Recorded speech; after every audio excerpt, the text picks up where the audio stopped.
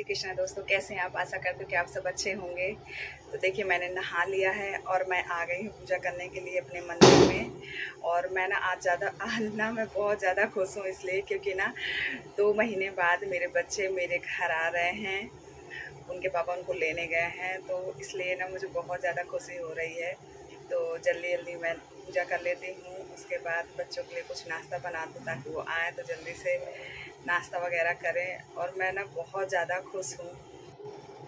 जल्दी जल्दी पूजा कर रही हूँ लड्डू गोपाल जी की, ताकि मेरे बच्चे आ जाए तो थोड़ा उनके पास मिल लूँ मैं अच्छे से।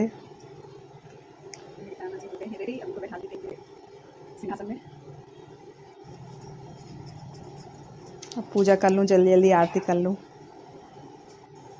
देखिए मेरे बच्चे आ चुके हैं। ये मेरा बेटा है और मेरी बेटी, दोनों इंदौर में अपने ये हॉस्टल में रहता है और मेरी बेटी अपने चाचा चाची के पास रहती है। तो मुझे बेटे की ज़्यादा याद आती है, क्योंकि बेटे से मेरी बात नहीं हो पाती और बेटी से तो बात हो जाती है, और उनको देख के मैं इमोशनल हो गई।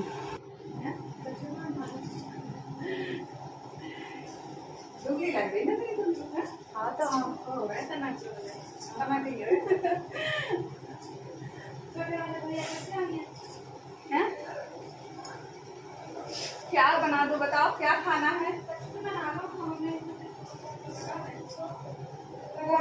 पोहा बना दो? तो क्या खाना है?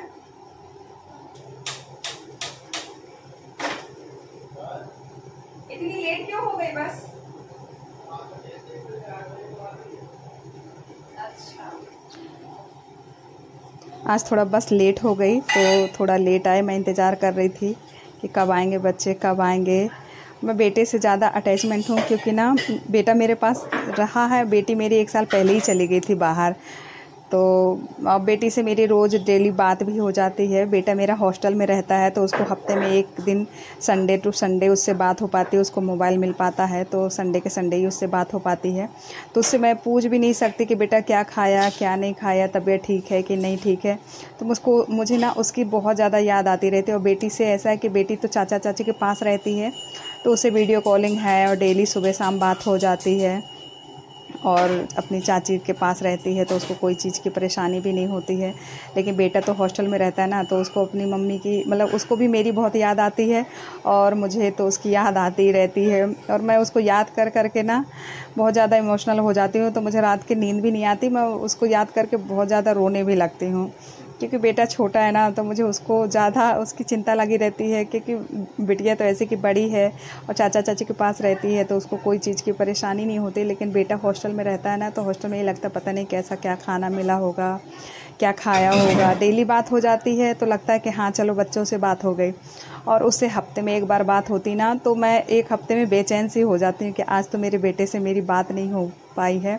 तो मैं उनसे बोलती हूँ कि हफ्ते में 2 बार देना चाहिए उनको मोबाइल, ताकि मैं अपने बच्चों से डेली बात कर देखिए मेरे बच्चे आ पाऊँ। चुके हैं, तो देखिए अभी इनका मस्ती शुरू हो गई है। और मैं बहुत खुश हूँ कि मेरे बच्चे मेरे पास आ गए हैं। ये देखिए, ये मेरी बेटी और ये दोनों मेरे छोटे छोटे बच्चे कैसे खेल रहे हैं। बहुत ज़्यादा खुश हूँ मैं आज। मेरे दोनों बच्चे मेरे घर आ गए हैं, तो मुझे बहुत हाँ अच्छा लग रहा है। दीदी घर आ गई तो अच्छा लग रहा है बाबू। हाँ, दीदी घर आ गई तो अच्छा लग रहा है। हाँ, दीदी आ गई, दीदी के साथ मस्ती हो रही, दीदी के साथ ऐसे मस्ती हो रही दीदी के साथ। हाँ, ऐसे दीदी को काट काट के मस्ती करोगे क्या? हाँ, काटना नहीं, समझ में? हाँ, दीदी के साथ मस्ती हो रही क्या? वो तो सबको काटता है। वो सबको काटता है? अच्छा, सबको काटता है। माहिर को काटता है क्या? माहिर भैया को भी काटता है क्या? आए हाय, ऐसे काटना है दीदी को? अरे मेरा बच्चा, अरे मेरे पास आना, मेरे पास आना, मेरे पास आना। मेरे पास आएगा क्या? हाँ, ताई के पास आ गया क्या? ये ताई के पास आ गया? ताई के पास आ गया क्या? ताई के बालों के साथ खेलना है क्या? हाँ, क्या बोल रहा? क्या? अरे अरे लग रही। ये मेरा छोटा सा प्यारा सा बच्चा है।